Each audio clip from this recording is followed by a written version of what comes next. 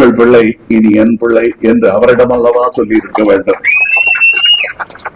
இவரிடம் சொல்வது எனக்கான சுயநலம் போல் தோன்றுகிறது.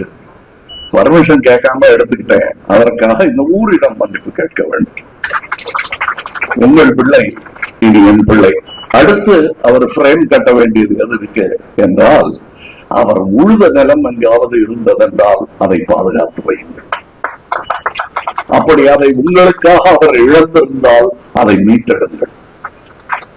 அவர் பணி தொடர வேண்டும். அது உங்களால் முடியவில்லை என்றால் முடிந்தவர்களிடம் அந்த இடத்தை கொடுத்து அதை செய்ய சொல்லுங்கள். அதுதான் அவருக்கு நீங்கள் செய்யும் பெருமை. அவர் சட்டை போடாமல் இருந்தவருக்கு நீங்கள் மாற்றிவிடும் பட்டு சட்டை. இது எப்படி எனக்கு இந்த உத்வேகமும் கோபமும் உணர்வும் வருகிறது என்றால், என் தந்தை மரணப்படுக்கையில் இருந்த போது துருப்பிடிச்ச கலர்ல ஒரு கதர் சட்டை போட்டு கலைவார்கள். அவர்கிட்ட எனக்கு சும்மா பாசத்தை காட்டினதா ஒரு சந்தேகம் வந்துடும் நமக்கு.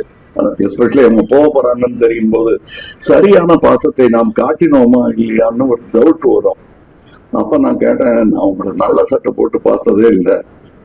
அவரை மகிழ்விப்பதற்காக கொஞ்சமா நினைவெல்லாம் நல்லா இருந்துச்சு, மூச்சுதான் கொஞ்சம் கஷ்டப்பட்டுச்சு.